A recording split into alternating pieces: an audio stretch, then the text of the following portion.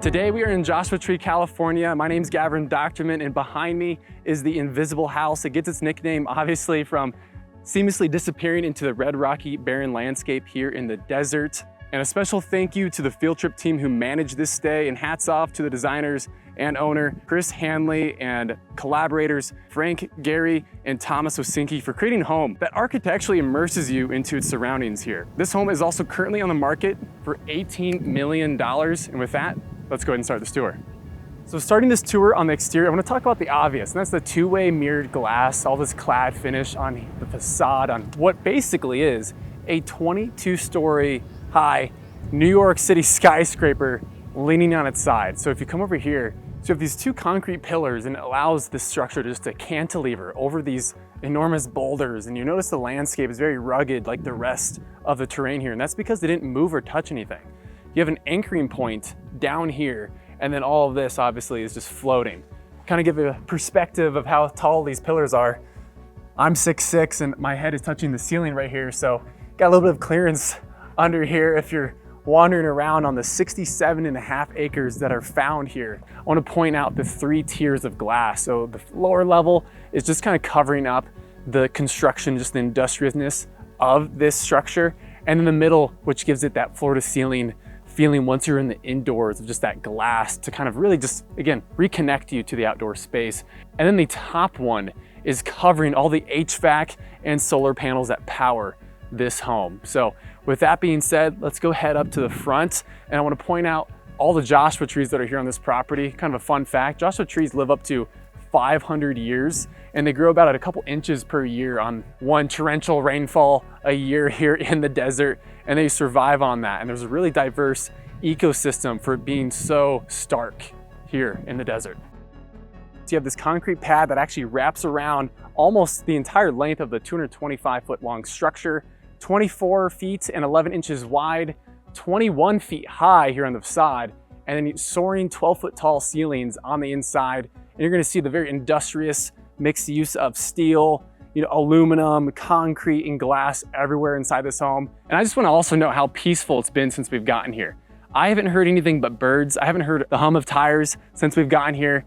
And I think that's what this home's about. It's just getting away, being very isolated in your own place while still feeling connected. I mean, the air is just so fresh out here. It's really, really beautiful. And the weather, we couldn't have picked a more perfect day to do this tour with you guys. So 3 bedrooms, 4 bathrooms, and just under 5,500 square feet here in this home, starting with these sliding glass doors, 12 feet tall. So immediately you step into our first bedroom of 3. You got this marble platform with this bed, and the headboard is even marble as well. And you have these floss fixtures throughout the home. A lot of bespoke items throughout this space. And if you look up, it's very industrious, like I've mentioned.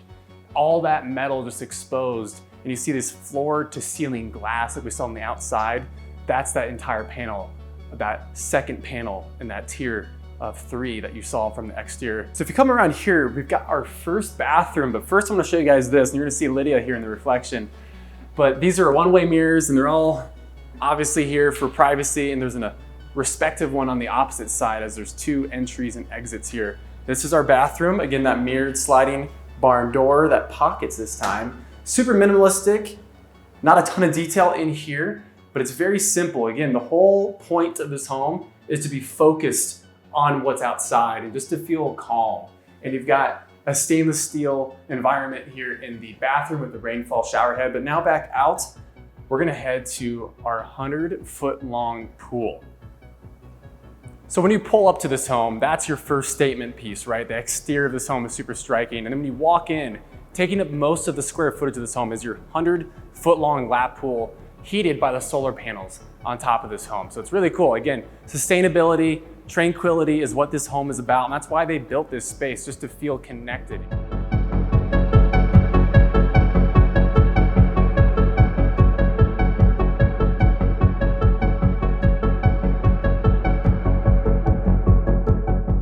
Out here, you have a sliding door. And again, this is where the Colorado desert and the Mojave desert meet. So you've got 2 deserts meeting right here, formed these beautiful hills from the torrential downpours and the harsh winds. So it's a very shadowy and cool desert. The temperatures fluctuate day and night, obviously. being in the desert, of course. We've got more sliding doors that I'll point out as we walk down this 100-foot long lap pool. I want to get in so bad. I used to be a swimmer, so I might have to jump in this pool and do some laps, test it out, you know, just for research purposes. Above, you see the lighting that you've got all the way down, and this looks insane at night. It's just so cool. I mean, where else do you have something like this in just the middle of the desert? Again, you're sitting on 67 acres. You've got a really cool chess piece right here with this very low cut glass side table. All the furniture right here is super modern, very minimalistic. Again, focusing on what we're seeing everywhere. More sliding glass doors right here. This whole thing opens up. And this might be one of the most photographed, videographed homes in the desert and especially in Joshua Tree. So as you push open these 12-foot tall glass sliding doors, got, again, that wraparound concrete pad, have the sun setting behind this mountain right here. Again, all completely untouched. Off in the distance, about northwest, is Cerro de la Silla, which is a mountain nicknamed after the real mountain in Mexico. And this is all yours. All this land is yours. And it's amazing because you can just walk around and you can almost get lost on your own property. And this is a beautiful shot. You have all this rugged landscape, all uneven.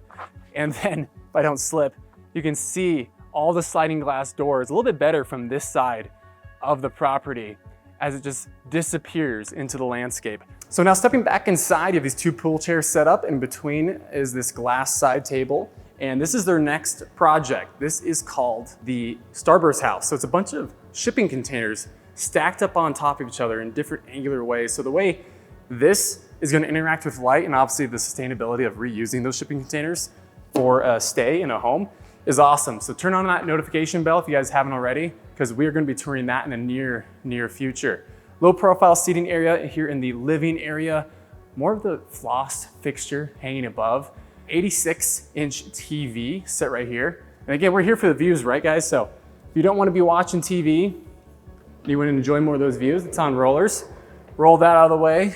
So as you open up these 12-foot tall sliding glass doors, once again, it reveals those natural rock formations right out your door. It's amazing because you can experience all of this while being from in here and still feeling like you're inside. So it's got those modern comforts, but you just feel so included in what's going on outside. I also got to meet up with the owner and designer of the Invisible House, Chris Hanley, where he shared a few words of what influenced him to make this structure.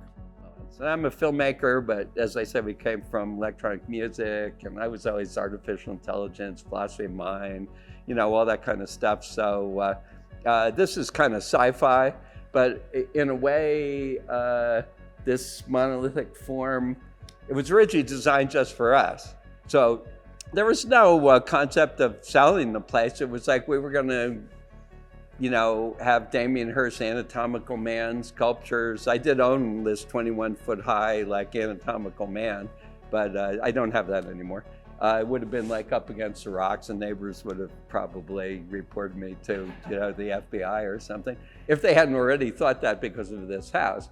It ended up being kind of beautiful, the house, in a way, because there's an indoor-outdoor. You can feel like you can go in and out, and when you're outside, as the light changes, it'll reflect the outside, so you'll see the mountains, but you'll be able to see inside right about sunset, which is a very good time of the day. So it's spectrally selective glass, which is part of its insulation value. So now coming into the kitchen, we have this two-tier island moment, this white countertop that matches the cabinetry over there by those double oven Wolf appliances. This is all Bothy, so they kind of just make this and build this in one piece and then obviously install. Marble countertop right here with the Miele induction stovetop. More of that floss lighting that we've been seeing everywhere throughout this home. And those stainless steel sinks, kind of continuing the theme of steel, metal, concrete, and glass. And then over here, we've got our Boulder Room. So stepping into our second bedroom through that sliding mirrored door that pockets into that metal frame, you've got this platform bed, marble on the platform, king size bed for reference, and marble on the headboard as well. We've got a bathroom set right here, again, kind of mimicking the rest of those rooms like we saw.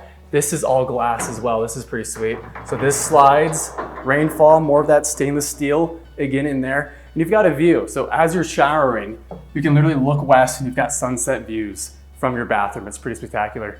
Now head back out here. We're gonna check out the third bedroom. So off the kitchen, this is actually what is known as W frame. So this helps the Invisible House retain structure as we continue into the cantilever section like we saw earlier. Mirrored glass finish right here. And if you look close enough, you can see some of the lighting from the bathroom in here. So kind of a cool feature. The whole idea in this home is so you can be immersed in the outdoors at every possible moment. So down this hallway, before we get to the primary suite, this bathroom, again, kind of matches the rest of the vibe of all the other bathrooms with the aluminum in the shower, but this is kind of cool. So if you come in here, and if you turn off the lights in here, you can actually see through this, and very faintly, you can kind of see the mountains and the boulders in the distance. So it's just kind of a cool feature, and that was done intentionally.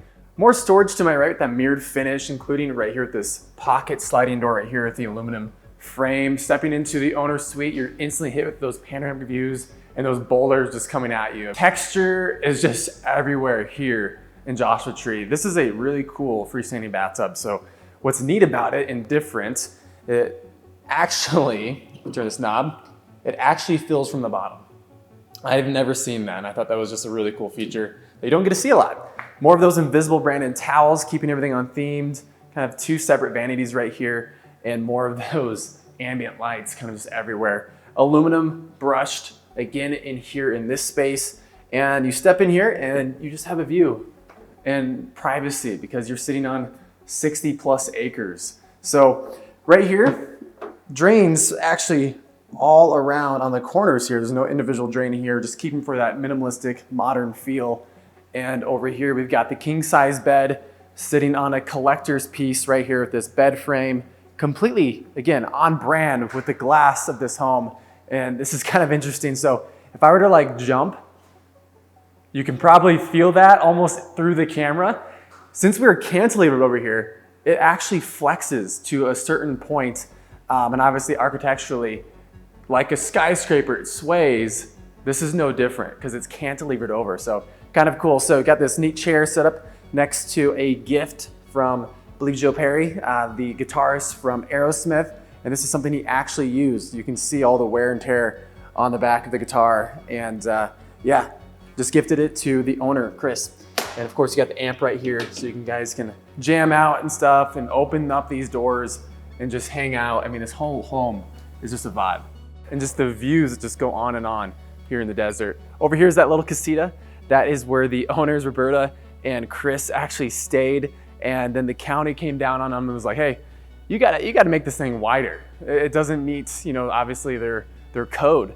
And so they built this, which is 24 feet wide and 11 inches. So basically 5 feet over the requirement. This home is just something else. It's like out of a sci-fi movie, and it fits Chris's personality perfectly.